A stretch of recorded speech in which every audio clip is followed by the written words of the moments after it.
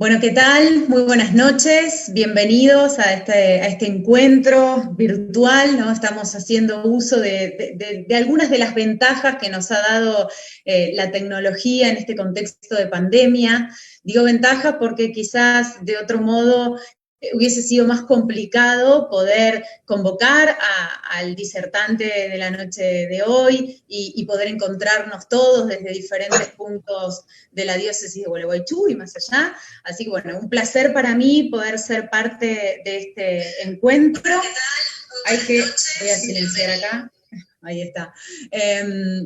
Agradezco, por supuesto, la confianza que han depositado para ser de moderadora. Voy a tratar de estar atenta a las preguntas que vayan haciendo quienes estén siguiendo esta transmisión a través del Facebook de Comunión en Red para poder transmitírselas a Andrés. Y bueno, y también por aquí, por el Zoom. La idea es, bueno, charlar, conocer los aspectos más relevantes o significativos para nosotros de la encíclica Fratelli Tutti.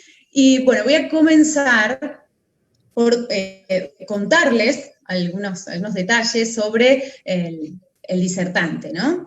Andrés Castillo. ¿Quién es Andrés Castillo? Les cuento. Es comunicador publicitario, cursó los estudios de productor de radio, productor de cine y oratoria, es conferencista, escritor y conductor, está casado, tiene 3 hijos, pertenece a la Iglesia Católica desde los 3 años, actualmente está inmerso en la Parroquia Sagrada Familia de la ciudad de Aedo, diócesis de Morón. Tuvo su encuentro personal con el Espíritu Santo a la edad de 17 años, donde comenzó un camino de búsqueda hacia sus sueños para encontrar la voluntad de Dios. A la edad de 20 años, comenzó a realizar eventos artísticos y a predicar el Evangelio acompañando a otros predicadores, pero fue a los 26 años donde descubrió su vocación de fundador. Formó la comunidad laical Retama, la Fundación Retama y la productora Retama Dreams. Realizó shows a cielo abierto para miles de personas, creó programas de radio y televisión para difundir la palabra. Fue coproductor de una película cinematográfica y produjo artistas musicales. Lleva preparadas 2 obras de teatro y ha recorrido toda Argentina y 16 países, proclamando el Evangelio, dedicando y formando a más de 50 comunidades alrededor del mundo de manera virtual. A los 33 años decidió dejar todo lo que no era referente a la evangelización y hoy vive al 100% como misionero trabajando en conquistar corazones para Cristo. Ha escrito los libros ¿Cuál es tu sueño?, Renova, características de un plan que transforma y Un líder que sueña. Además, está escribiendo su 4ª obra, Bendito Desierto, y ha firmado contrato con la editorial católica BPC por 5 años. ¿Qué más? Está presentando su 2º material multimedia imparable basado en una conferencia para jóvenes realizada en el año 2018 y es continuación de su primer material Sal. En el año 2010, el entonces arzobispo de Buenos Aires, Jorge Bergoglio, lo nombró líder juvenil nacional de la Iglesia Católica para trabajar en las naciones periféricas. Ha creado y fundado junto a Diego Solano la estrategia laical Renova Más y la red global de misioneros Renova, llegando a 32 países y 46 ciudades alrededor del mundo. En el año 2013, 2017 y 2019 fue recibido por su santidad el Papa Francisco en Roma, que lo impulsó a seguir trabajando con fuerza. Durante el año 2016 recibió la responsabilidad de crear y conducir en Argentina el canal de televisión católica María Más Visión, con sede en México, Italia y Estados Unidos. Y hoy lo tenemos aquí a disposición de nosotros a través de esta plataforma y de la red social Facebook, desde nos están siguiendo por la cuenta de Comunión en Red, para poder charlar acerca de Fratelli Tutti. Bienvenido, Andrés, ¿cómo te va? Hola Sabina, ¿cómo estás? Gracias por la presentación. También saludo a todos los que están acá dentro de este Zoom, de esta sala, y a los que nos están viendo en Facebook, ¿no? Cada vez que escucho esta presentación, sufro, la verdad, porque estoy esperando que termine, ¿no? La verdad, ¿no? Y cuando me toca presentar... Sí, porque en realidad cuando me toca presentarme a mí mismo siempre digo lo mismo, ¿no? Soy misionero a tiempo completo y ese es el llamado que siento de parte de Dios como familia. Hace 8 años que estamos viviendo 100% a la evangelización, y siempre digo eso, ¿no? Entonces cuando viene todo tan largo me da una cuestión de una cosa diciendo que termine, ¿no? Andrés, ¿sí que es Pero ser misionero a tiempo completo?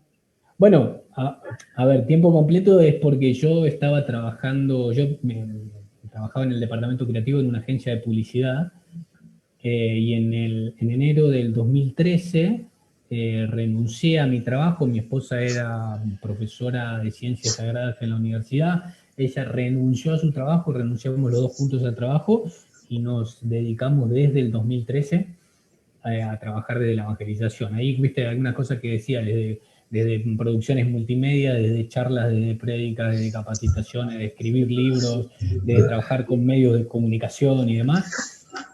Pero todo referente a la evangelización, ¿no? Todo ese lugar. Entonces, bueno, es al 100%, no es que tenemos un trabajo en el que hago otra cosa y en un determinado tiempo evangelizo, sino que evangelizamos desde que nos levantamos hasta que nos vamos a dormir. Y ahora con nuestros nenes, eh, ya empiezan a ser un poquito más grandes y ya se empiezan a unir con nosotros también. Ahí nombraste una producción que voy a sacar el año que viene que se llama Imparable. La producción se llama Imparable y el subtítulo es Dejando Legado, ¿no? Y la particularidad, lo digo de padre baboso nada más, la particularidad es que la voy a hacer junto con mi hijo más grande que tiene 10 años, lo vamos a hacer juntos los dos, y bueno, es una alegría porque se está sumando también ellos, ¿no? Ahí con nosotros. Qué lindo, qué lindo, qué lindo porque, bueno, aplicás diferentes formatos, digamos, toda tu formación académica en pos de este objetivo de la evangelización. Andrés, y bueno, ¿qué nos podés contar de Fratelli Tutti? ¿Qué es lo que necesitamos saber y por qué está bueno que conozcamos esta carta?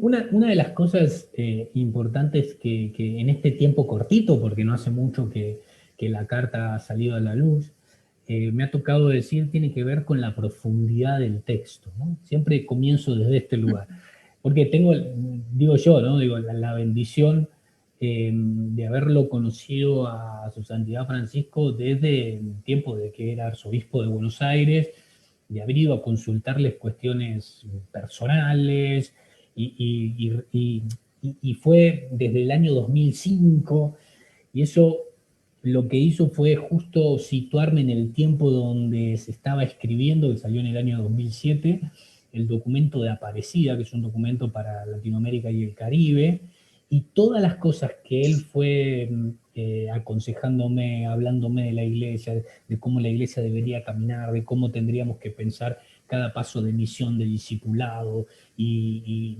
de evangelización, está completamente teñido de eso que él estaba pensando en ese mismo momento. Entonces, esa experiencia me lleva a poder leer los textos de, bueno, Laudato Si, Evangelii Gaudium, y este mismo Fratelli Tutti, en realidad cada uno de los que fue escribiendo él, a darme cuenta por ahí la profundidad de lo que está escrito.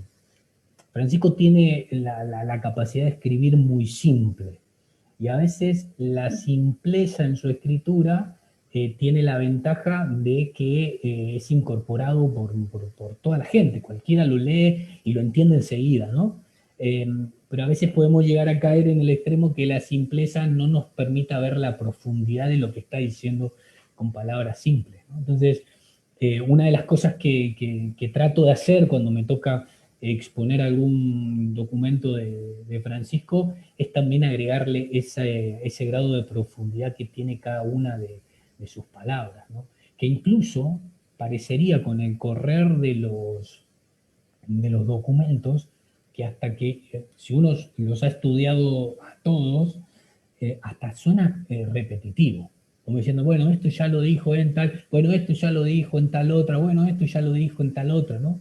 Y que en realidad la simpleza de Francisco nos lleva a la profundidad de que él cuenta una y otra vez lo que hay en su corazón en relación a lo que Dios ha sido transversal en su vida, ¿no? Y esa es la grandeza de estos documentos, ¿no? Que no son documentos, si bien tienen la profundidad del conocimiento, no son documentos letrados a partir de un conocimiento filosófico, que también lo tiene, sino que están dados desde la experiencia que él ha tenido con Jesucristo en lo personal, ¿no?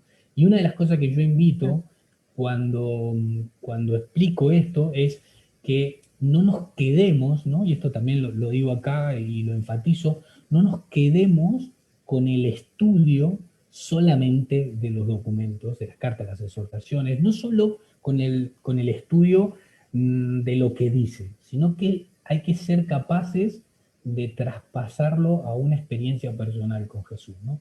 Y ahí es donde empieza a tener la verdadera riqueza de lo que Francisco nos está diciendo, ¿no?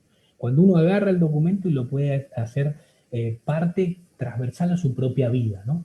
Y tiene, pero nosotros podemos hacerlo transversal desde el minuto en el que cerrás el documento y lo terminaste de leer al instante, porque en definitiva es ver.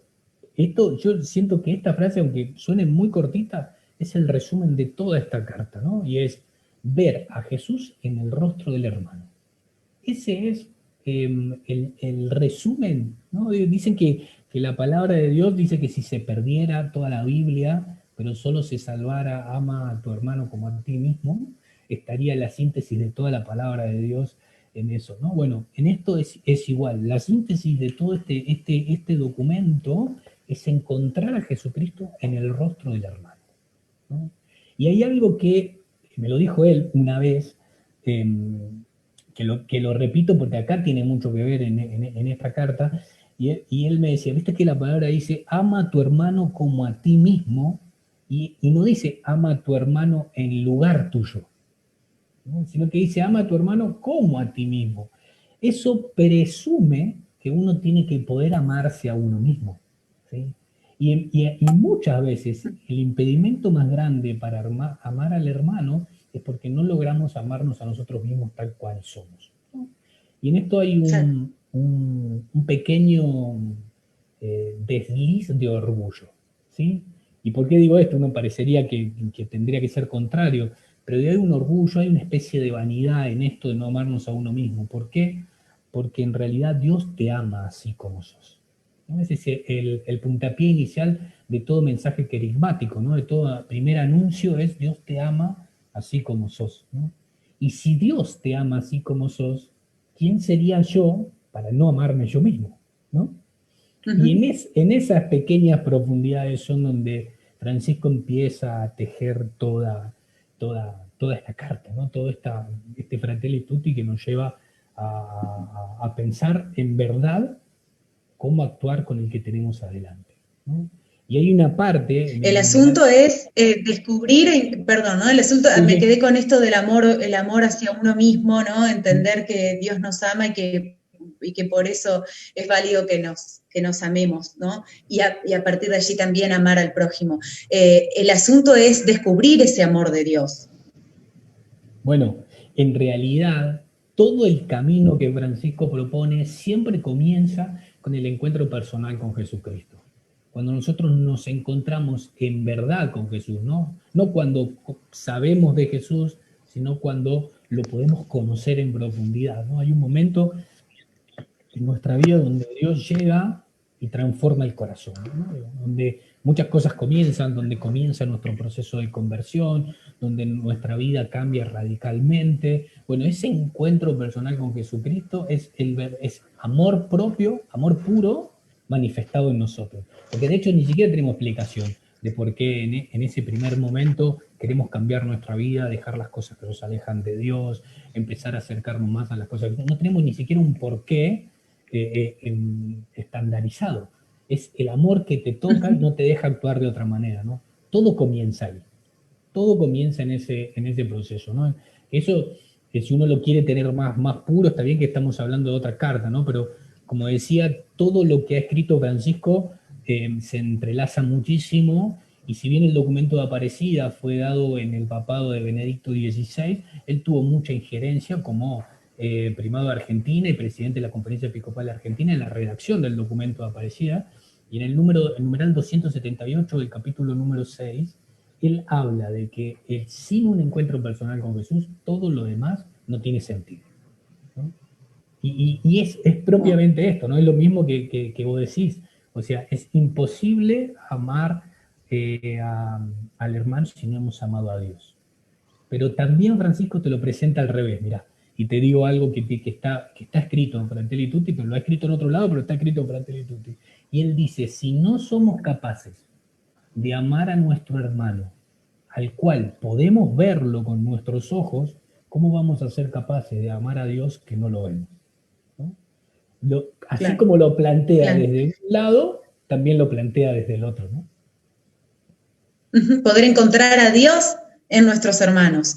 El asunto, el desafío, y bueno, ya para entrar por ahí en ese aspecto de la Fratelli es cómo hacemos para amar a nuestros hermanos, no al que tenemos acá a mano, cerca y que, con el que compartimos la vida, costumbres, creencias, valores y demás, sino aquel con el cual a simple vista parece que tenemos más diferencias que coincidencias. Bueno, a ver, en realidad él propone en esta carta, propone una cita bíblica, un pasaje bíblico, que es la propuesta del buen samaritano, ¿no? Y cuando habla del buen samaritano, él nos dice, esto está en Lucas 10, si no me equivoco, no quiero hablar por hablar, sí, Lucas 10, desde el versículo 25, y lo que él propone es esto, ¿no? Digamos, el samaritano era un desconocido que pasó y vio a alguien que no conocía, no sabía quién era, pero sí supo que necesitaba ayuda. Y desde la necesidad del otro encontró su razón de amar. ¿Sí? Muchas veces nosotros, las sociedades de hoy, esto también está muy inmerso en esta carta de Fratelli Tutti, nosotros somos capaces de amar, incluso no solamente de amar, no, que sería el extremo, sino de relacionarnos, que es tal vez un grado menor, somos capaces de relacionarnos con el otro según lo que el otro nos pueda dar, ¿no? Y lo que plantea Francisco en esta carta es que nosotros tenemos que aprender a relacionarnos con el otro y amar al otro no por lo que el otro nos pueda dar, sino por lo que nosotros podemos darle al otro, ¿no? Ese es el cambio que él empieza a proponer, ¿no? Por eso esta fraternidad que él propone, ¿no? La fraternidad de no estar esperando algo a cambio, ¿sí? Hoy nosotros, él habla mucho y lo viene hablando de otros documentos sobre lo que es la cultura de descarte, ¿no? Que lo hemos visto en un principio, lo hemos visto en lo que es la propuesta de los medios de comunicación, en los productos que consumimos, ¿sí? Toda esta cuestión de cada cosa que es un descarte, que lo usamos y cuando no lo usamos lo tiramos a la basura, pero que en estos últimos años se ha trasladado a las sociedades y se ha hecho carne en las personas. Y también somos capaces de incluir en esta cultura de descarte a aquellas personas que no nos son útiles. Y como no son útiles, son desechables, ¿no? Es atroz esto, pero es lo que nos está pasando como sociedad global, como sociedad mundial, ¿no? Y él dice, él propone a la cultura de descarte la cultura del encuentro. Y en la cultura del encuentro marca tres cosas muy fuertes. Lo primero que marca es el diálogo, lo segundo que marca es ceder.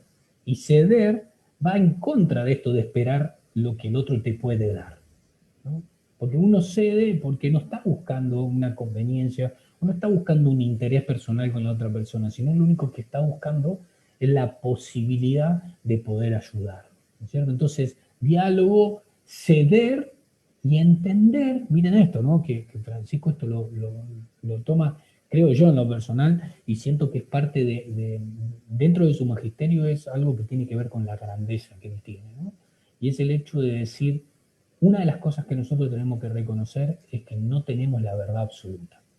Y cuando nosotros reconocemos que no tenemos la verdad absoluta, somos capaces de ponernos en relación con otros en el sentido de decir, bueno, esta persona con su vida, con su experiencia, con tu testimonio, nos puede ayudar muchísimo a enriquecer la nuestra, ¿no? Entonces, desde ese lugar son las tres cosas que él plantea para relacionarse con el otro, con el prójimo, desde la relación y desde el amor, ¿no?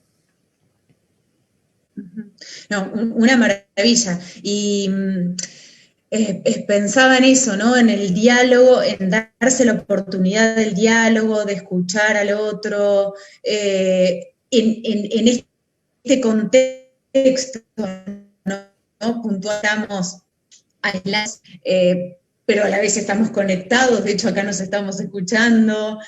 ¿Cuál es la realidad hoy respecto a las posibilidades que nos damos para escucharnos entre nosotros, de darle lugar a ese diálogo que, bueno, parece ser tan necesario? Bueno, o sea, es que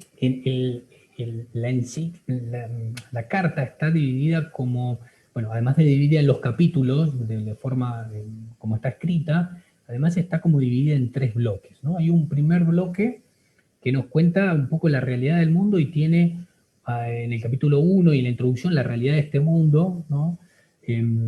Pero marca algo que la Iglesia está empezando a ver como cambio propio de la propia Iglesia, que tiene que ver con esto que vos me estás preguntando de cómo no estar, si bien estamos conectados, estamos aislados, ¿no? Y él empieza esto, ¿no? Por ahí una de las diferencias, hay varias diferencias, pero una de las diferencias más importantes entre lo que es una exhortación y lo que es una encíclica, parte de que la exhortación viene después de un trabajo sinodal, ¿no? De un trabajo de muchas personas aportando a una misma idea y que después los obispos y el Papa traspasan a una exhortación, ¿no? Las encíclicas, Fratelli Tutti es una carta encíclica, no tienen esa particularidad. La particularidad de una carta es que el Santo Padre se dirige con un tema determinado a la Iglesia, ¿no? Es el Santo Padre dirigiéndose, ¿no? Es como más direccional.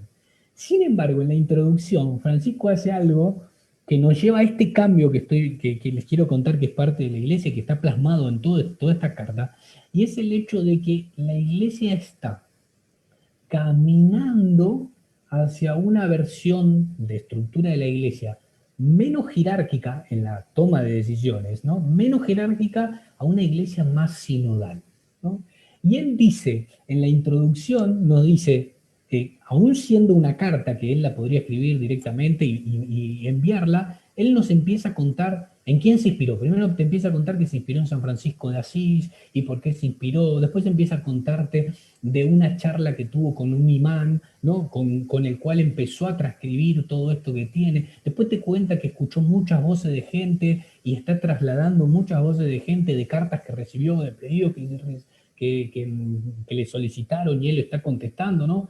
Y en la introducción, aún, aunque no debería ser un trabajo sinodal, te presenta esta carta como un trabajo sinodal. Pero no lo hace de manera casual. No es que él se pone a contar y sin querer le salió eso, sino que él en su profundidad está enseñando que esta iglesia, en cada paso que dé, aún aunque estemos acostumbrados a ciertas tomas de decisiones, son unilaterales o son jerárquicas, es necesario que pongamos la iglesia en un estado sinodal, en donde todos podamos compartir nuestra experiencia y esa experiencia acreciente una visión global, ¿no? Entonces, no me quiero ir porque te quiero contestar lo que me había dicho, ¿no? Entonces, a ver, que estemos conectados no significa que haya un trabajo en conjunto, ¿sí? De hecho, a mí me asombra a veces, sobre todo cuando trabajamos con jóvenes, ¿no? El hecho de estar reunidos en un mismo ámbito, ¿sí? Que venimos acostumbrados, yo tengo 40 años redondo, ¿no? Y vengo acostumbrado a una generación que el ámbito te genera la fraternidad, el compartir, el espacio te lo genera. Hoy tenemos la realidad que estamos todos juntos en un mismo espacio y sin embargo tal vez estamos metidos en nuestro teléfono celular, estamos metidos en nuestra tablet, ¿no? Y aunque estemos compartiendo espacio, ¿no? El espacio no garantiza que podamos fraternizar, que podamos trabajar en conjunto, porque cada uno está en su mundo, ¿sí? Entonces, hoy, en los medios de comunicación, ¿no? Yo vengo un poco me apasionan los medios de comunicación, ¿no? Yo no soy de demonizar los medios de comunicación, pero sí es cierto que se han utilizado los medios de comunicación para muchas situaciones que nos alejan como sociedad, que nos aíslan, ¿sí? Pero ¿por qué se ha utilizado eso? Porque, bueno, acá cuando habla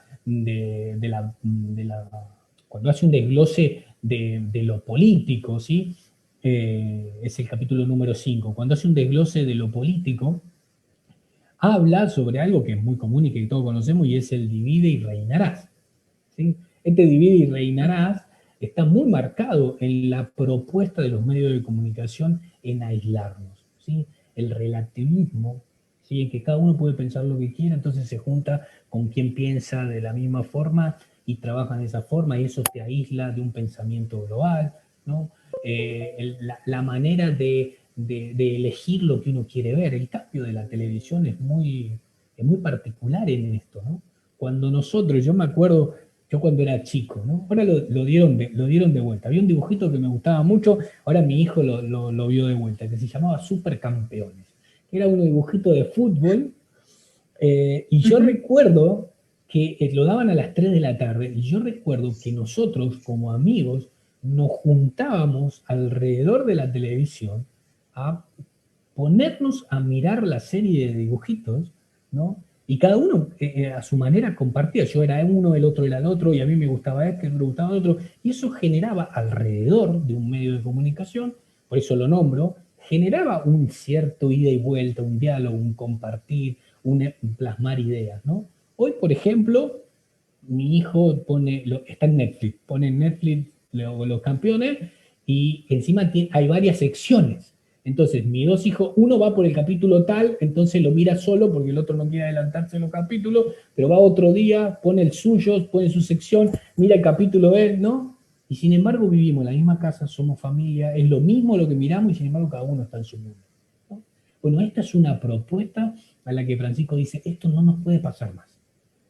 Y lo dice acá, en este lugar. Nosotros no podemos hacer que la gente que pase alrededor nuestro sea indiferente a nuestra relación. Y habla mucho de la relación, que lo asocia a la fraternidad, ¿no?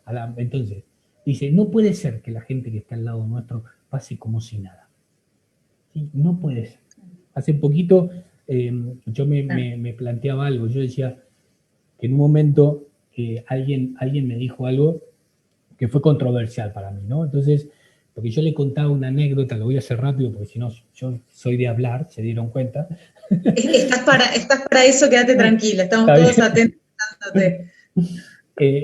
Yo le conté una anécdota en la que la primera vez que yo conocí a Bergoglio, fui a hablarle sobre un evento que hicimos en la 9 de julio, ¿no? Ahí en el obelisco, Corrientes y 9 de julio. Le fui a hablar de un evento que íbamos a hacer en ese lugar y demás, y que yo quería que él estuviera 5 minutos y dijera unas palabras y demás. Entonces yo agarré mi computadora, le llevé el proyecto, tenía videos, tenía todo, ¿no? Y él se puso a mirar todo, miró todo, y él en un momento me dijo, bueno, me dijo, que el evento se va a hacer, ya estoy convencido por todo lo que vi, se va a hacer. Me dice, ahora, si querés que yo participe, sí, no tengo ningún problema, voy, digo unas palabras, no hay ningún problema. Ahora, yo quiero hacerte una pregunta, me dijo, ¿no? Y él me dijo, ¿vos qué querés? Me dijo, más allá de este evento, ¿qué querés? Me dijo. Y después me agarró como medio frío, ¿no? Yo recuerdo que en ese tiempo, esta también es frase de él para conmigo, en ese tiempo yo era 90% pasión y 10% de saber lo que quería. Esa es una frase que él me dijo a mí, ¿no? Él me dijo, yo lo que veo de vos es que sos un 90% pasión y 10% de saber lo que querés, ¿no? Esa fue una frase que me dijo él, ¿no? Y era cierto, yo era así en ese momento, ¿no? Entonces me hizo esa pregunta y yo lo miré y le dije, yo quiero ser santo. Le dije. Y le dije esto, ¿no? Mirá, ahora lo recuerdo bien porque además lo escribí en uno de los libros, ¿no? Y yo le dije, yo quiero ser una avalancha que se meta en todos lados, que la gente agarre el diario y lea a Dios, que la gente prenda la televisión y lea a Dios, que prenda la radio y escuche a Dios, que agarre, que vaya al almacén y estén hablando de Dios, que nadie pueda decir que de Dios no escuchó. Eso fue lo que yo le dije, ¿no? Yo me acuerdo que él me miró sorprendido, ¿no? Y me dijo, bueno, me dijo, va bien, me dijo, no así como descolocado. Después, con el tiempo, me dijo que en realidad me lo había preguntado por otra cosa, que no sabía por qué yo había salido con eso. Pero bueno, pero yo estaba contando esa anécdota y una persona me dijo, vos perdés muchas personas a las que no le hablas de Jesús. Y eso me tocó, como diciendo, no, ¿cómo que estoy perdiendo mucha posibilidad de hablar a la gente de Jesús? Sí, me dice, ¿sabes cuántas personas te cruzas por la calle cuando vas a tomar un colectivo, cuando vas a un transporte público, cuando te mueves a un lado, cuando te mueves a otro? ¿Cuánta gente pasa por al lado tuyo y vos no le decís nada de Dios? Y a mí me dejó frío eso, ¿no? Porque Ahora, perdón, se refería, me imagino, no solo a una cuestión de hablar, digamos, de implementar un diálogo referido a Dios, sino hablar mediante actitudes, gestos, ¿no? bueno, ahí voy, ese es el remate, ¿no? Porque en realidad, Perdón. no, está muy bien, quiere decir que vamos bien. Digo, en realidad yo me lo puse a pensar eso y tenía razón, hay mucha más gente que uno se cruza adelante, ¿no? Pero lo que a mí me interpeló fue que yo no sabía ni quién eran esas personas que pasaban alrededor mío. Pero no porque no sabía el nombre, ni siquiera me había tomado el tiempo de mirarla a la cara, saber si estaban contentos, si estaban tristes, si estaban cansados, ¿no? Ni siquiera me había puesto a mirar cómo podía ser, ¿no? A mí se me nota enseguida cuando estoy cansado, por ejemplo. Y cuando vos ves a una persona, no hace falta conocer su vida para saber que está cansado, para saber que seguramente debe haber trabajado mucho, ¿no es cierto? Bueno, ni siquiera me tomaba el tiempo para eso, ¿no? Entonces, lo que implementé fue unas remeras que tengo, que me mandé a hacer con frases. ¿Por qué? Porque yo decía, San Francisco de Asís decía una frase que es el remate, ¿no? Y él decía, predica todo el tiempo y si es necesario, habla, ¿no? Y esa Ajá. frase fue la que hizo el clic de todo. Y entonces yo dije, bueno, a ver, yo puedo predicar a Dios con las personas siendo mejor persona a la hora de salir, no estando metido en mi propia vida. Si yo salía, por ejemplo, con los auriculares, escuchando mi música, muchas veces escuchando cuestiones que tienen que ver con la fe, pero me perdía el verdadero sentido, que era la persona que estaba al lado, ¿no? ¿Cuánta gente por ahí me quiso pedir alguna ayuda y yo estaba en otra y ni lo escuché? ¿Cuánta gente me habrá llamado, no sé, para decirme a dónde tenía que ir, una numeración, algo, y yo seguía en la mía, ¿no? Entonces, este cambio Y a de veces no hace actitud. falta esto de que se trate de un extraño en la calle, en el tren, bueno, en cualquier espacio público que podamos compartir, sino también gente con la cual compartimos la vida diaria en nuestra misma casa, ¿no? Estar atentos a las necesidades de quien está con nosotros. Bueno, Aunque parezca insólito, muchas veces se nos pasan de largo angustias, preocupaciones, gestos de cansancio, como mencionabas, con quien compartimos la vida. Bueno, una de las cosas que marca esta carta tiene que ver con la velocidad en la que nosotros vivimos.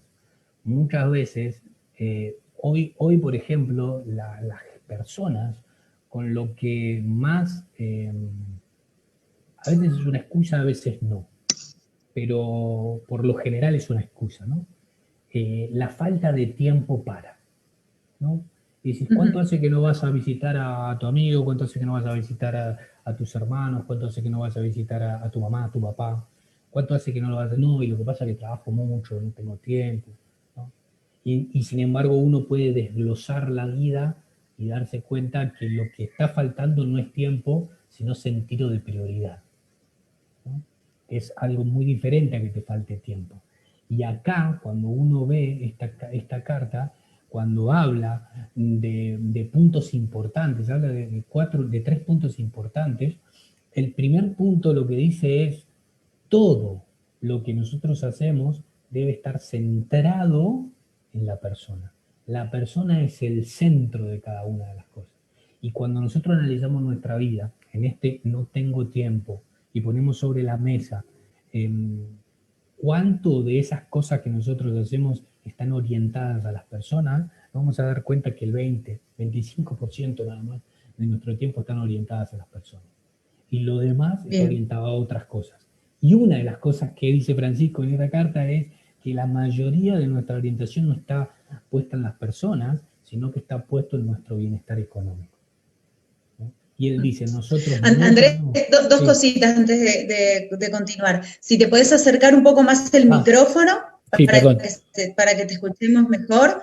Y aprovecho también para saludar, darle la bienvenida al padre Héctor, Monseñor Sordán, que ya se ha sumado también a este encuentro. ¿Qué tal? Buenas noches.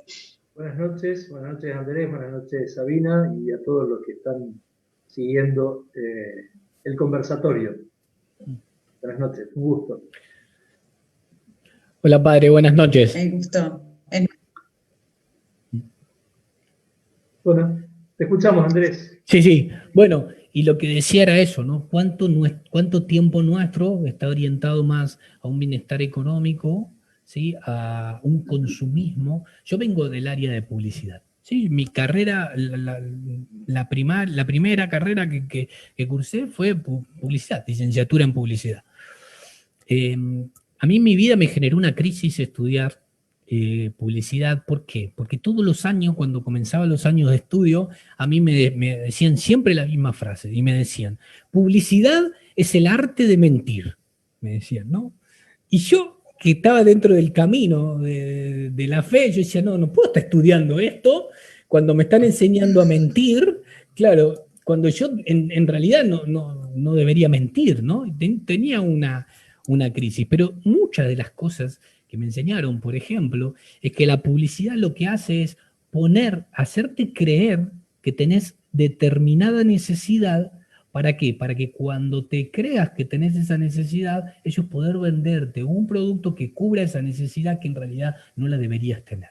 Entonces, el primer paso de la publicidad es crear necesidades que no son necesidades, ¿no? Mirá qué interesante esto, ¿no es cierto? Entonces, nosotros vivimos en un mundo tan alocado y tan rápido, donde cada mes, por decirlo de alguna forma, por marcar un tiempo, cada mes tenemos una necesidad nueva. Y es como la zanahoria que le ponen al burro para que camine, que en definitiva nunca llega a la zanahoria, ¿sí? Yo digo esto, cuando era chico había un kiosco a la vuelta de mi casa que decía, hoy no se fía, mañana sí. Y yo volvía al otro día y decía, mira, mañana van a fiar. Volvía al otro día y otra vez el cartel decía, se ve que cambiaron de día. Se ve que ahora es mañana el día que van a fiar. Y volví hasta que era muy inteligente cuando era chico yo. En la quinta o sexta vez, me di cuenta que nunca iban a fiar y que estaba hecho de esa manera. Bueno, esto funciona más o menos de lo mismo. Estamos creídos que con un esfuercito más podemos llegar a tal cosa. Y resulta que después hay otra. Y con un esfuercito más podemos llegar a otras cosas. Y hay otra, y hay otra. Este es el consumismo abrasivo que tenemos hoy nosotros al alcance de nuestra mano. Pero lo más trágico de todo esto es que por ir un paso más, por ir a algo más que necesitamos o que creemos que necesitamos, empezamos a dejar lo que tiene que ver con las relaciones personales. Entonces es ahí donde si no me alcanza el tiempo. En realidad lo que tenés alterado son las prioridades, porque la persona debería ser la que ocupe tu tiempo y no estas cosas, ¿no? Es ahí Claro, donde... me estaba preguntando mientras te escuchaba cómo vos como publicista, entendiendo todo este mecanismo, pasaste de saber cómo hacer para que las personas crean que necesitan algo, venderle esa cosa que quieren que se le venda, a ofrecer y acá pongo súper comillas, un producto que, digamos, ofrecer, digamos, mostrar, tratar de que la gente se acerque a Dios, o sea, Dios en competencia con ese mar de productos, de servicios y de cosas que nos hacen creer que son necesarias cuando en realidad no lo son. ¿Cómo aplicaste eso a esta nueva realidad que te fue copando poco a poco y ahora estás así como metido de lleno desde hace un tiempo?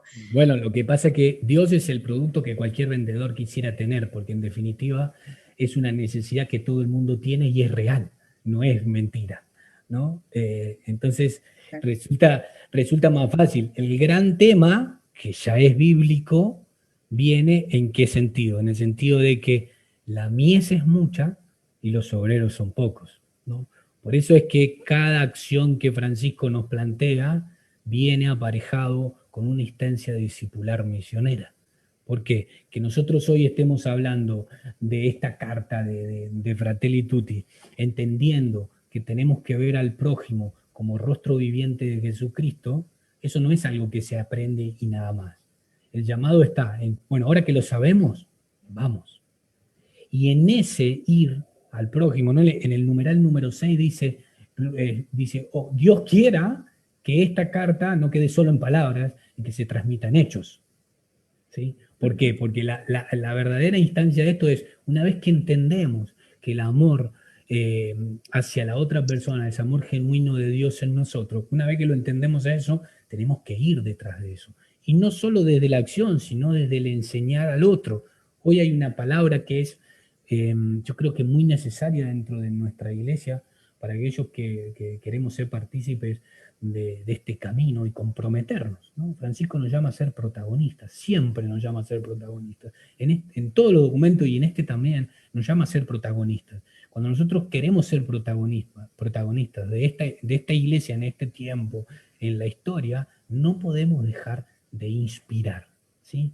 Y la inspiración, que lingüísticamente no es así, pero se plantea de esta manera, la inspiración va como contrario a la manipulación. ¿Sí? La manipulación que hoy nosotros vivimos a diario, que viven nuestros jóvenes, ¿sí? Con el mensaje, vuelvo a hablar de los medios de comunicación, con los mensajes de los medios de comunicación, pero también con los mensajes que ya están arraigados dentro de ciertas culturas. Porque ahora ya hemos pasado una etapa mucho más profunda de manipulación donde dentro de las mismas culturas las cosas se toman como parte de lo normal, cuando en realidad son parte de una manipulación que tiene un objetivo mucho más grande, que sobre todo tiene que ver con el poder y lo económico, ¿sí? Entonces, ¿la inspiración qué es? La inspiración es poner en el corazón del otro lo que Dios hizo en el mío. Pero no podemos inspirar sin antes haber vivido a Jesús en nuestro corazón. Y ese es el gran juego en el que Francisco se mete cada vez que escribe alguna carta, una exhortación o un documento, ¿no? En el juego de decir, necesitamos que Jesús pase por nuestro corazón para que otros nos sientan real. La gente, ¿sí? Con esto redondeo este punto que me parece muy importante que está en la carta. La gente está cansada de los discursos, ¿sí? Estamos cansados. El discurso más común del que estamos cansados es el discurso político partidario de campaña, ¿sí? Donde escuchamos tantas cantidades de promesas que incluso hasta estamos tomando como una normalidad saber que, bueno, lo dicen ahora porque es en campaña, cuando lleguen al poder no van a hacer nada de lo que están diciendo, lo adoptamos con naturalidad, ¿no es cierto? Por eso es un discurso que la gente está cansada. Entonces, si la gente está cansada de eso, empieza a buscar algo distinto. ¿Quiénes somos los que tenemos algo distinto? Nosotros, los que seguimos a Jesucristo, porque tenemos el anuncio, tenemos el querigma, lo verdaderamente nuevo, ¿sí? Ahora, la gente va a querer que nosotros no hagamos lo mismo. Si nosotros decimos una cosa con la boca, pero nuestra vida dice algo diferente, la gente no va a creer lo que decimos con la boca. Porque lo que nosotros decimos con la boca no se sustenta con nuestra propia vida. Y para que se sustente con nuestra propia vida, debemos tener experiencia de Jesús en nuestra vida. La experiencia de Jesús en nuestra vida es la que transforma corazones, porque en definitiva somos solo un instrumento. Es Jesús el que lo transforma, es el Espíritu Santo. Sin experiencia transmitimos conocimiento, pero la gente enseguida se da cuenta que lo que decimos no está en línea de lo que nosotros somos. Entonces, inspirar es ir más allá, es entender lo que el otro está necesitando, llegar hacia eso que el otro está necesitando, comprometerse, ¿sí? Ser protagonista de la vida del otro, sin esperar nada a cambio, simplemente dando, sirviendo, ¿sí? Porque en el servicio está la verdadera revolución de este tiempo. Francisco lo dijo antes, en el último viaje anterior a la Jornada Mundial de la Juventud que hizo en Centroamérica. Hoy necesitamos la revolución del servicio, ¿sí? La revolución de ese servicio desinteresado, que busca el bienestar en el otro. Y que cuando nosotros hemos conocido en nuestro corazón el verdadero Jesucristo, lo que más queremos, cuando es desinteresado en nuestro servicio, es que el otro sienta lo mismo que sentimos nosotros, porque sabemos que no hay nada igual. Ahora, el problema viene cuando nosotros no hemos tenido esa transformación en nuestro corazón. Y solo estamos repitiendo cosas que hemos escuchado o cosas que hemos leído y nada más. Entonces, ¿qué es lo que se antepone a la manipulación que hoy vivimos desde los medios de comunicación y de ciertas partes de las sociedades? La inspiración de lo que Jesús ha hecho en nuestro corazón. Por eso tenemos que ser capaces de poder traspasar a Jesús sobre nuestra vida. Claro. Bueno, ¿cómo hacemos? ¿Por dónde empezamos? ¿Cómo nos damos cuenta que Jesús pasó por nuestro corazón y que no estamos simplemente repitiendo palabras que hemos aprendido desde chiquito porque nos mandaron a catequesis, porque seguimos de cerca vinculados a algún grupo parroquial y demás? ¿Cómo hacemos para darnos cuenta de que el mensaje que podemos dar a través de nuestras palabras, pero también a través de nuestras actitudes, es genuino? Mira, uno en lo personal se da cuenta de una manera y después está la comunidad que también te lo hace dar cuenta, ¿no? Pero en lo personal es muy simple.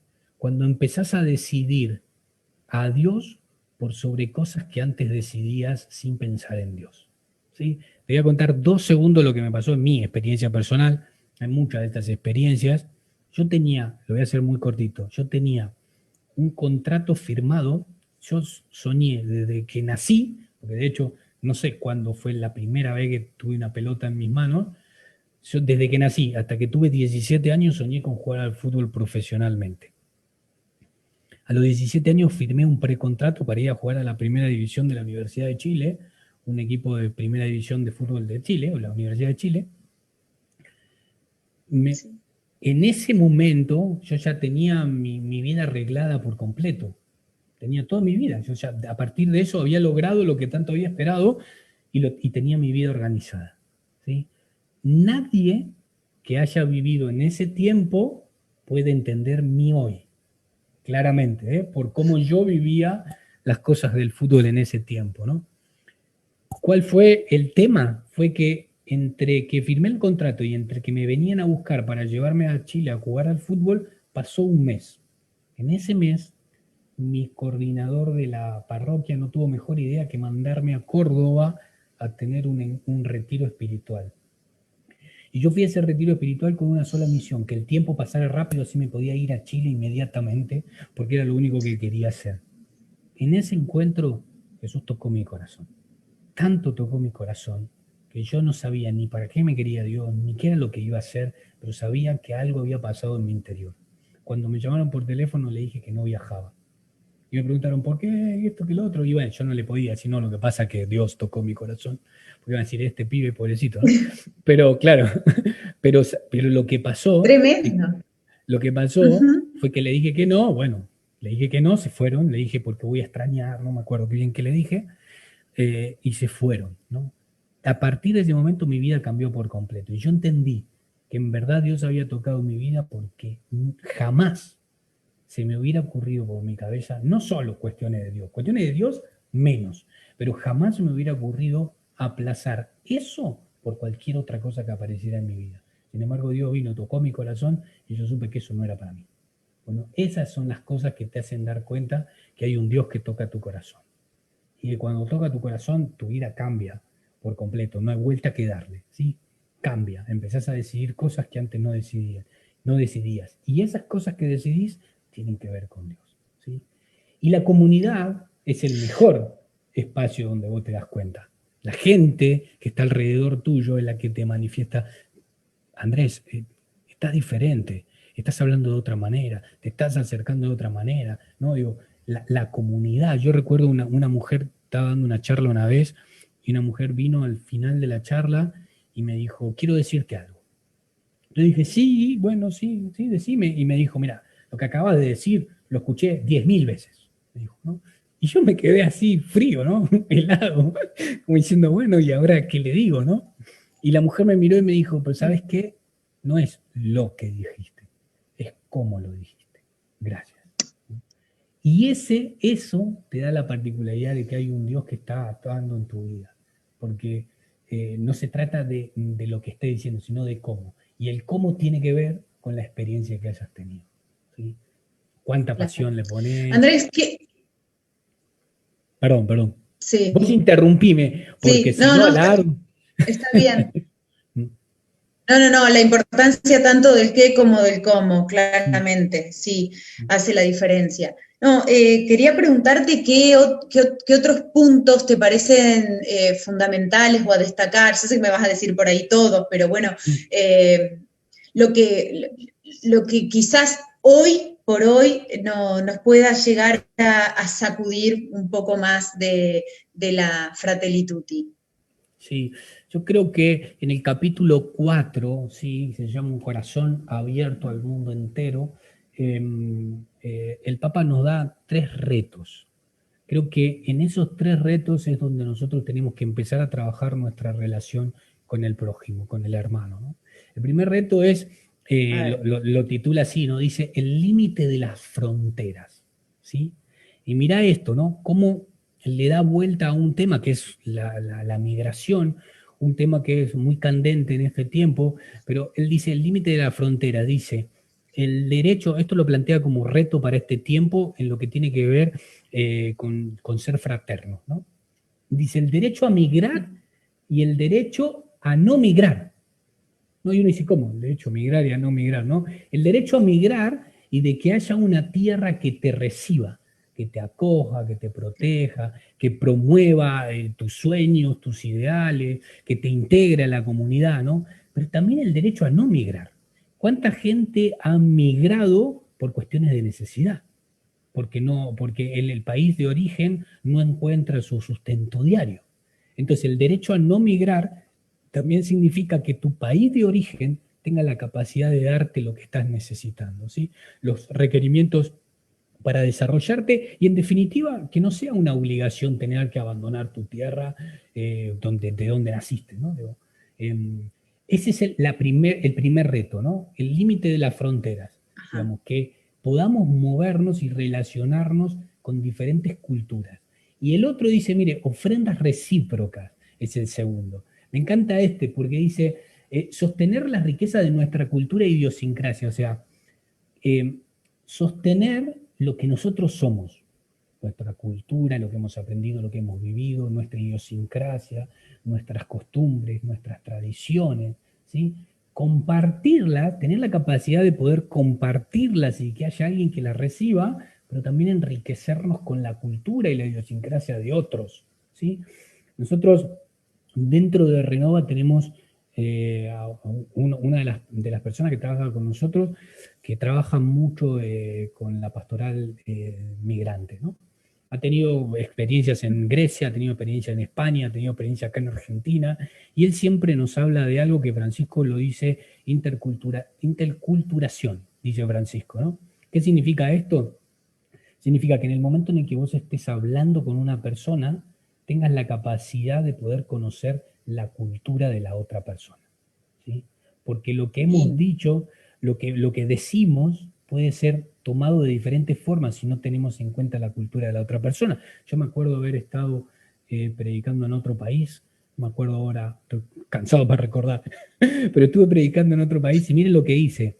Me fui de acá de Argentina y el día anterior era el día de la primavera, y cuando llegué al otro país al otro día, prediqué toda la charla hablando de ayer, la fiesta de ayer, la fiesta de ayer, la fiesta de ayer, la fiesta de ayer. Nunca dije el día de la primavera. Y después cuando terminó toda la charla, una persona se me acercó y me preguntó, yo quiero hacerle una pregunta, ¿no? Y yo dije, sí, decime. Y me dijo, ¿qué pasó ayer? Y yo me di cuenta que todo lo que había hablado no se había entendido mucho, que digamos, porque en realidad yo solo era el que sabía qué era lo que había pasado ayer y que en ese lugar no era el día de la primavera, no era el mismo día, ¿no? Entonces, digo, cuando uno tiene que tener la capacidad de poder tomarse el tiempo de conocer, ¿sí? Incluso en las cuestiones de la iglesia, incluso en las evangelizaciones, incluso en las misiones, uno no tiene que entrar en esta velocidad que el mundo nos propone. Tenemos que tomarnos el tiempo de conocer, de poder involucrarnos, ¿sí? A veces yo, cuando le hablo a líderes o a predicadores, les digo esto, hay algo que ha cambiado a la hora de misionar en este tiempo. ¿Qué es lo que cambió? Hace 15 años atrás, un predicador, un misionero podía ir a un país, dejaba una enseñanza, se daba media vuelta, volvía a su país, tal vez ni se enteraba de lo que pasaba en esa comunidad, ¿no?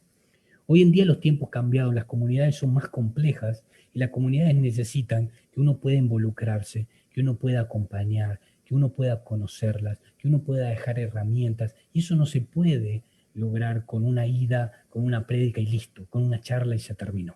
¿Sí? Se lo digo así a los chicos cuando predico sobre liderazgo, ¿no? El tiempo de las prédicas express se terminó.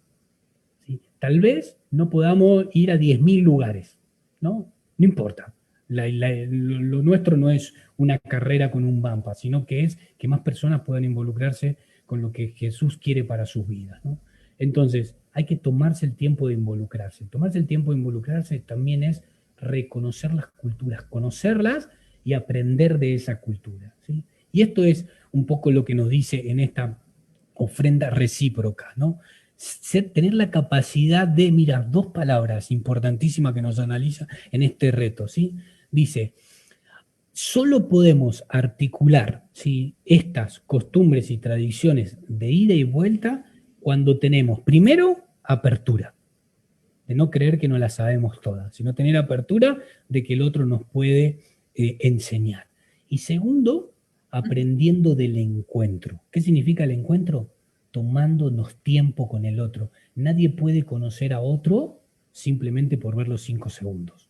Necesitas tiempo con el otro, ¿sí? Pero ¿qué pasa? Vivimos en un tiempo donde las noticias no nos informan, sino que vivimos rodeados de titulares.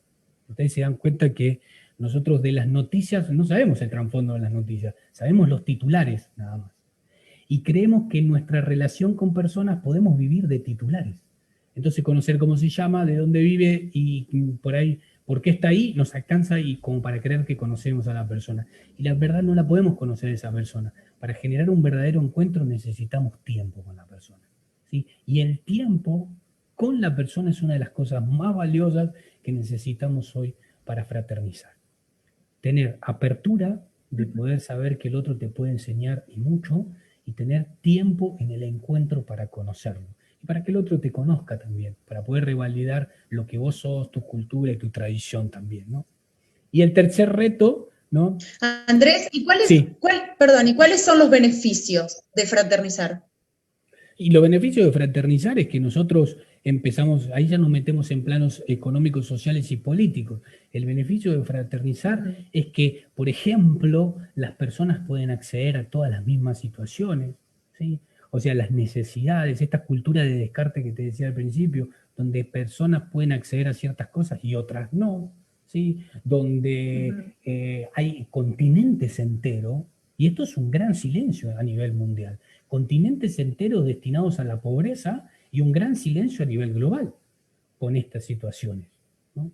Países, por ejemplo, yo conozco la realidad, por ejemplo, de Haití, ¿sí? Un país destinado a la pobreza y hay un silencio a nivel mundial sobre un país destinado a la pobreza, donde las personas no tienen acceso a diferentes cosas.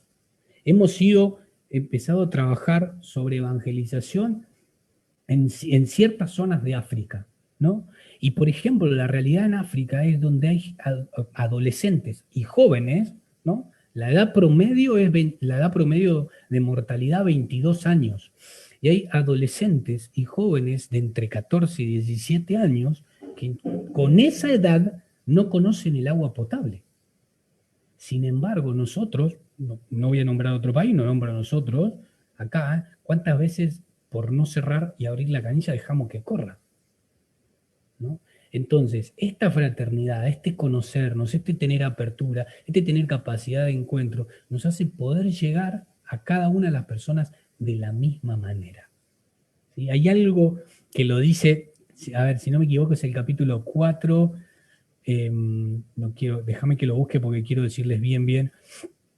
Vale, tranquilo.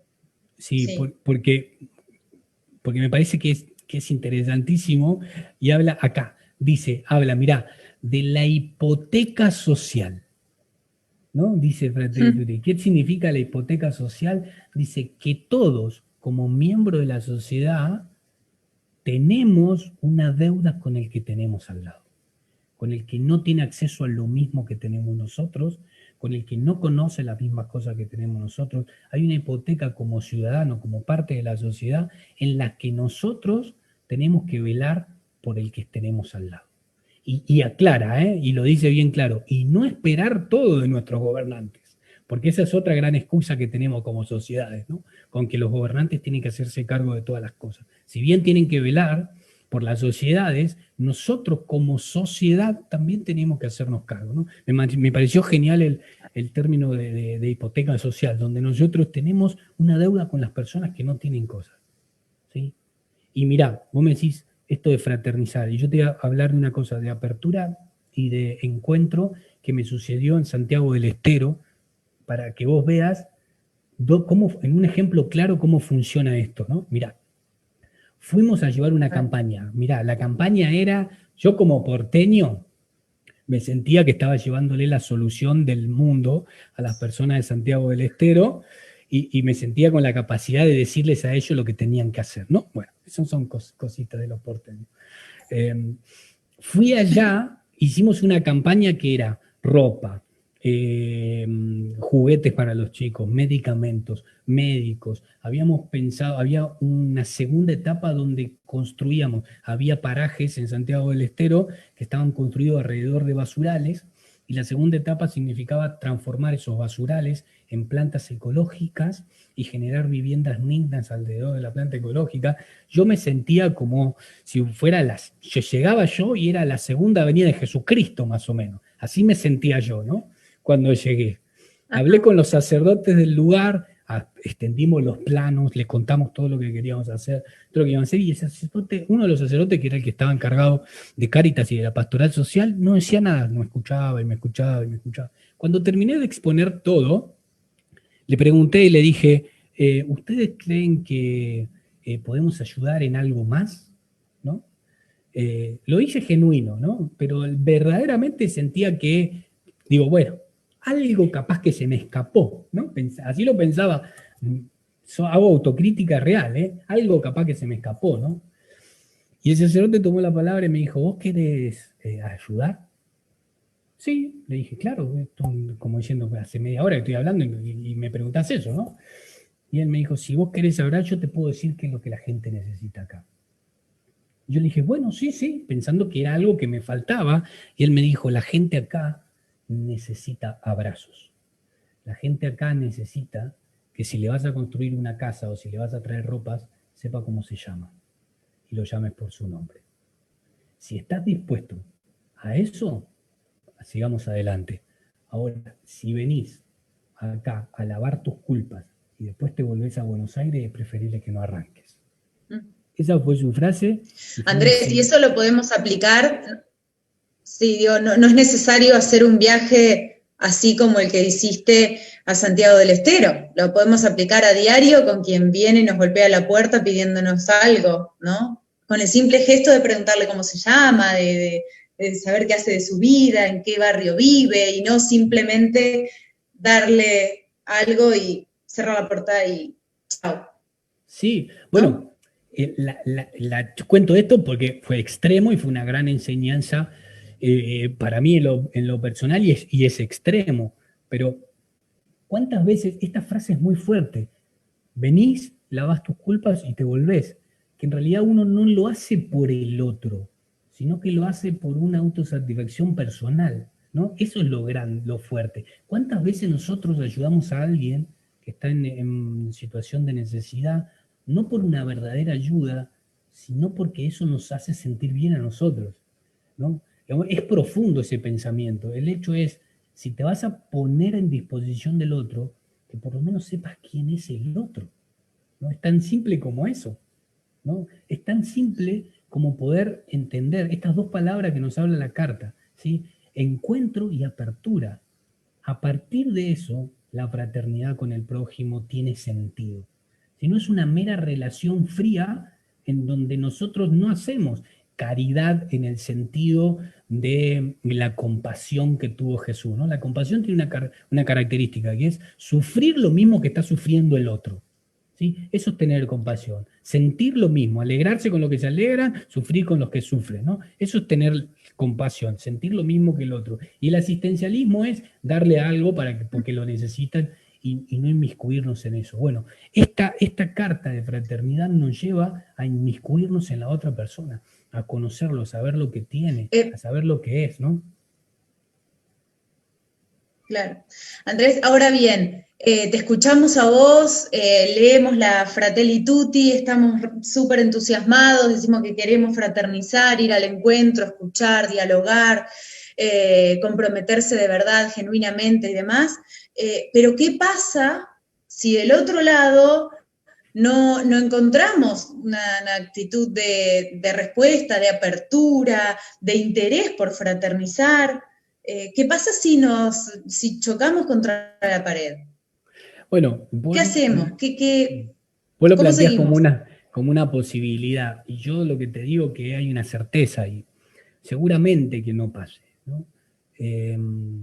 A ver, esto es un trabajo, yo lo que siento es que estos son procesos que comienzan y llevan su tiempo, y que nosotros estamos llamados desde esta carta y desde la iglesia a comenzar un proceso, ¿sí? Y que tal vez ese proceso lo comencemos hoy y los frutos empecemos a verlo con el tiempo y con la distancia. El gran problema es que si no hay nadie que comience, los procesos nunca se llevan a cabo, ¿no? Hoy la iglesia está hablando mucho de la palabra proceso, ¿no? Y es entender que hay que comenzar, ¿sí? Y que puede pasar lo que vos decís, bueno, yo te agrego, seguramente va a pasar, pero va a haber instancias en los que no. Y eso significa hacer algo, ¿sí? Esa es la parte de ser protagonistas, ¿no? El hecho de decir, bueno, voy a comenzar, ¿sí? Y tal vez el que está al lado, porque me vio, por ahí con el que quise fraternizar, no pasó nada, encontré una puerta cerrada, ¿sí? Pero tal vez alguien me vio en esa actitud y generó que él pueda fraternizar con otro. Y eso sí resultó. Y tal vez lo que yo hice no resultó, pero sí mi ejemplo resultó con otro, ¿no? Y bueno, es un camino, ¿sí? Lo plantea como camino la carta. Un camino que tenemos que atrevernos a caminar, ¿sí? Creo que por ahí pasa, ¿no? Bueno, te propongo, Andrés, Sí.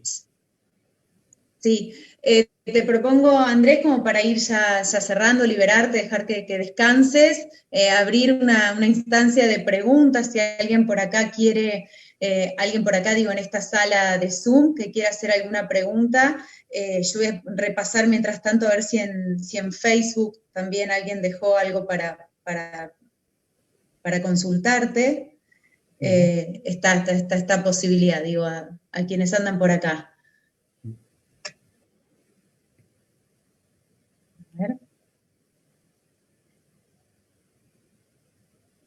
Hay una pregunta, perdón.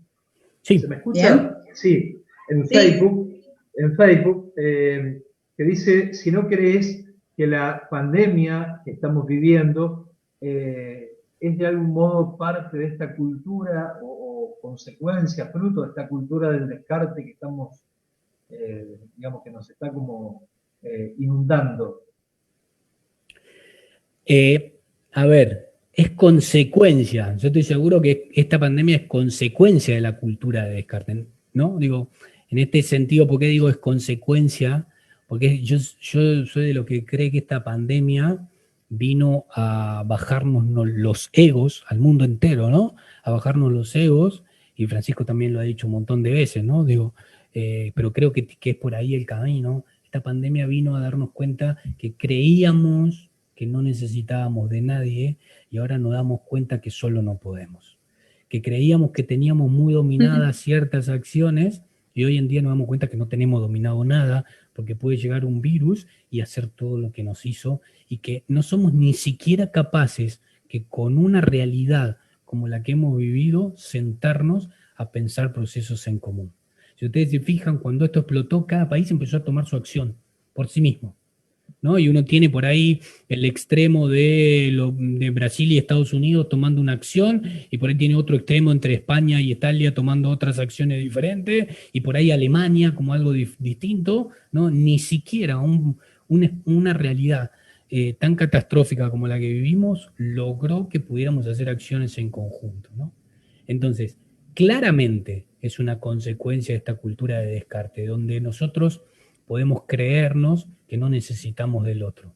Pero vienen estas cosas y nos demuestran que solos no podemos, sin el otro no podemos vivir, ¿no? Y es ahí donde se nos cae la estantería. Dios quiera que esto haya servido como ejemplo para poder iniciar un proceso diferente, ¿no? Y está genial, ¿no? Bueno, también lo nombra en la introducción, que mientras escribía esta carta se vino todo este proceso de COVID-19, ¿no? Pero que ojalá nos sirva como comunidad mundial entender que necesitamos del otro y que el otro es importante, ¿no? Porque solo no podemos. Pero creo que es consecuencia de esta cultura de descarte.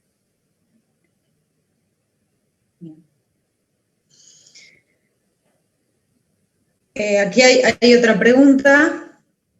Fabián pregunta, Andrés, ¿por qué es más fácil refugiarnos en el amor a Dios y no dispensarlo al hermano?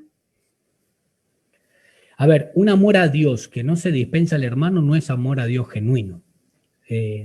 Puede ser un amor a Dios que de palabra, pero no es genuino. Nadie puede amar a Dios y no amar a su hermano. Es imposible. Porque Dios es el amor pleno, ¿sí? La plenitud de amor. Y cuando nosotros encontramos la plenitud de amor en Dios, esa plenitud misma de Dios en nosotros hace que nosotros podamos ver a Dios en el rostro de las otras personas. Es imposible. El que dice amo a Dios, pero después no tiene acciones con el prójimo de amor, no es cierto lo que está diciendo, ¿no? O puede ser una mentira consciente o inconsciente, pero en definitiva no es verdad. El que ama a Dios ama al hermano. No hay manera de que eso no funcione.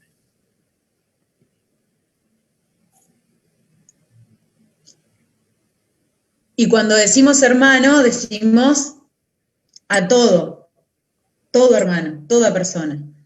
Toda persona, ¿no? Hay que tratar de cambiar, esta carta nos inspira a cambiar. Uno por lo general dice a cada individuo, ¿no? Y la carta nos lleva a borrar la palabra individuo, que es una persona aislada, y nos lleva a pensar en la palabra persona como miembro de una comunidad. Entonces, cuando uno habla de hermano, habla de cada persona que tiene a su alrededor, ¿no? Gastón pregunta, ¿cómo pensar la política desde la lógica de Fratelli Tutti? Bueno, acá Francisco es como muy tajante, ¿no? Hasta en el capítulo que habla sobre la política, él dice, necesitamos un nuevo modelo de político, dice, ¿no? Donde el político no piense en sus intereses personales. Y cuando habla de intereses personales individuales y comunitarios, ¿sí? De grupo, dice. O sea, no es solamente el beneficio mío, ¿no? Porque por ahí uno puede enseguida, cuando piensa en intereses personales, en los políticos, piensa por ahí en nuestras realidades de Latinoamérica, donde hemos vivido muchas instancias de corrupción política, donde los políticos se enriquecen a través del pueblo, ¿no? Bueno, no solo de eso. Aquel que también está pensando en una política de interés solo para un país, por ejemplo, o solo para una provincia, o solo para una región, también no está bien. Francisco nos propone una forma diferente de hacer política, ¿sí? Lo viene trabajando desde la economía Francisco, lo viene trabajando desde Asís, desde el año 2018, ¿sí? Y él viene avanzando entre todo esto, y lo que dice es necesitamos una nueva generación de políticos que no estén pensando en intereses personales, sino que estén pensando en el bien común. Esa es la gran palabra que nos muestra la carta, la palabra del bien común. ¿Qué significa el bien común? Significa que todas las personas puedan acceder a lo que necesitan, ¿sí? Esa es cómo este Fratelli Tutti se hace realidad en la política. Dejar de pensar en cuestiones cerradas. 3 capítulos utiliza la palabra abierta. ¿Qué significa abierta? No significa abierto de mente, en el que uno acepte cualquier cosa, sino que significa donde todos tengan lugar, ¿sí? Entonces, Bien. una de las cosas, por ejemplo, Andrés. más fuerte, digo esto nada más, la cosa más fuerte, por ejemplo, es el muro entre Estados Unidos y México, por ejemplo, ¿no? ¿Cómo podemos pensar en una política abierta donde nuestras fronteras están garantizadas por un muro? Imposible. nueva generación de políticos, ¿no? Bueno, le cedo la palabra al padre Héctor, ya para ir concluyendo este encuentro, que para mí ha sido maravilloso y que supongo que coinciden conmigo todas las personas que están acá en esta sala de Zoom y también a través del Facebook. Voy a recordar que queda grabado, que después, digamos, quienes no han tenido la posibilidad de sumarse en vivo pueden, o los que se han sumado y quieren repasar algunos aspectos de lo aquí conversado, pueden hacerlo a posterior. ¿Monseñor? Sí, yo antes de decir algunas cositas que quisiera decir para concluir, una pregunta a Andrés, porque cuando hablaste Andrés del capítulo 4, dijiste 3 tópicos, Sí. me parece algo así, y me parece que quedaste corto y dijiste 2 nomás. Te Sí, faltó en uno. realidad sí, faltó el último, sí. Faltó Contanos, aunque sea brevemente, porque me parece que no nos queremos quedar con las ganas. Bueno, sí, muy rápido. Estaba hablando de los retos, ¿sí? Y hablamos de lo que tiene que ver con el límite de la frontera, las ofrendas recíprocas, y el tercero es la articulación entre lo global y lo local, ¿sí? Es muy importante la articulación entre una cosa y la otra, ¿no? ¿Por qué? Porque podemos caer en los dos extremos. ¿Cuáles son los dos extremos? Que cae en la globalización como nosotros la vemos, donde, ¿sí?, los poderosos nos quieran introducir una cultura común a nivel mundial, donde todos tengamos que refugiarnos en una misma cultura, ¿no? Y perdamos nuestra propia identidad. Y el otro extremo es que nos cerremos en regionalismos, en situaciones locales, y no nos abramos al compartir, al diálogo y a la apertura con otras culturas, ¿no? Entonces, lo que nos propone como reto es articular lo local con lo global. ¿Cómo articulamos lo local con lo global? Bueno, que en lo global tengamos espacios de escucha y de desarrollo de nuestra propia cultura, que podamos decir y transmitir lo que son nuestras tradiciones, pero que también tengamos momentos de escucha donde podamos entender y conocer las culturas y las tradiciones de otras regiones y eso nos enriquezca mutuamente, ¿no? Que el conjunto de culturas nos establezcan una cultura global, pero no impuesta, sino la sumatoria de las culturas locales. Ese era el tercer reto y es una maravilla, ¿no? Sí, sí. En realidad toda la encíclica, toda la carta es una maravilla, ¿no? Nos muestra, digamos, el exquisito humanismo del Papa Francisco, primero, ¿no? Y que no es otro que el exquisito humanismo del Evangelio de última, ¿no? Y que se tiene que transparentar en un humanismo cristiano vivido por todos nosotros, los discípulos de Jesús. Por allí en algún momento alguien preguntaba, Sabina hacía esta pregunta, ¿qué beneficio tiene el de fraternizar? ¿No es cierto? O sea, ¿cuál es el beneficio de la fraternidad? Y en definitiva es esto, vivir mejor, o sea, vivir más plenamente como personas humanas y por tanto disfrutar de la vida, ¿no? Había una samba que decía en su letra, para vivir como vivo, mejor no morir de viejo, ¿no? Samba del Chuyango me parece que se llama. Para vivir como vivo, mejor no morir de viejo. Qué triste esa expresión, ¿no es cierto? Bueno, y para vivir con dignidad, para vivir plenamente, para que dé ganas de vivir y valga la pena vivir, tenemos que proponernos vivir mejor todos. En la medida en que vivamos mejor todos, los otros y nosotros vamos a vivir mejor. Parece que esta es la clave de la encíclica. Indudablemente que la encíclica es una oportunidad para ponernos en movimiento e iniciar un proceso, como decías hace un ratito, Andrés. Hay una cosa interesante, el Papa Francisco nos regaló la encíclica y, bueno, le toca a cada iglesia local, o sea, a cada diócesis, a cada comunidad, apropiarse de la encíclica, del mensaje de la encíclica. Esto es lo que quisimos hacer esta noche. De alguna manera, dar el puntapié inicial o dar el primer pasito en esto de apropiarnos de la encíclica, hacerla nuestra, ¿no? asumir esta misión de hacerla nuestra y empezar a profundizar en cómo podemos vivirla, cómo podemos ir viviéndola.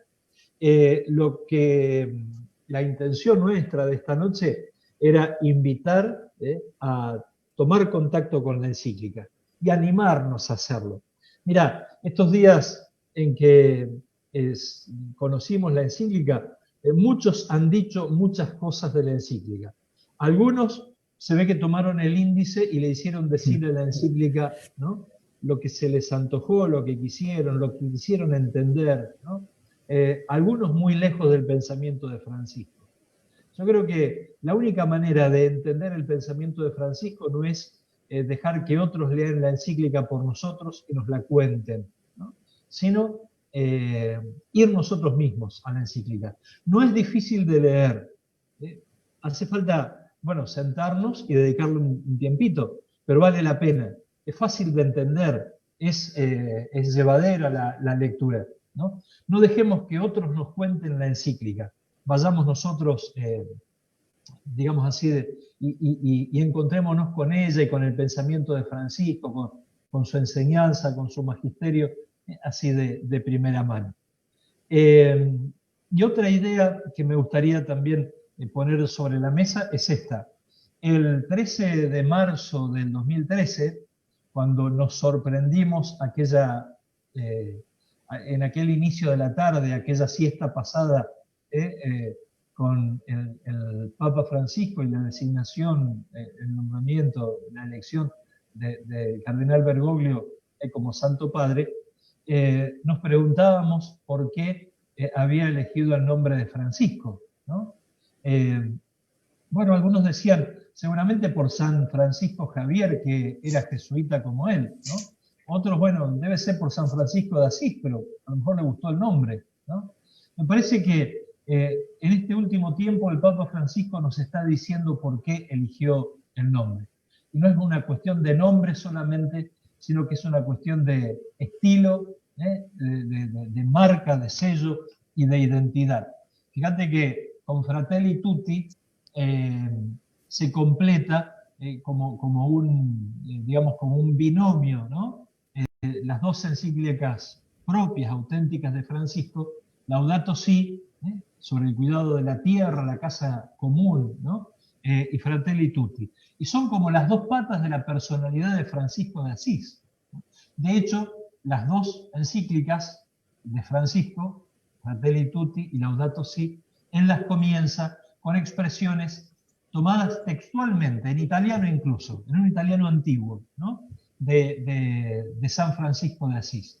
Laudato Si, sobre el cuidado de la casa común, ¿no?, el cuidado de la tierra, y Fratelli Tutti, el cuidado de la fraternidad universal. Qué lindo. A lo mejor algunos se acuerdan, los más grandes seguramente que sí, por allá por la primera mitad de los 70, aquella película de Zeffirelli famosa, Hermano Sol, Hermana Luna, ¿no?, en definitiva presentaba la personalidad de Francisco desde esta fraternidad con la creación, ¿no?, y también como ampliando el horizonte en la fraternidad con las personas humanas con quienes compartimos la vida, la historia, el caminar en la vida, ¿no? Esto es lo que quiso hacer Francisco en estas dos encíclicas, Fratelli Tutti y Laudato Si, presentarnos un poco su pensamiento y sumar este pensamiento suyo y este magisterio suyo al magisterio social de la Iglesia.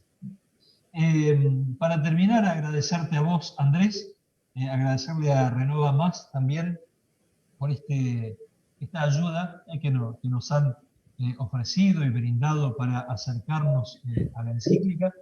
Agradecerle también a Sabina, que nos ha acompañado esta noche en la coordinación y un poco moderando el encuentro.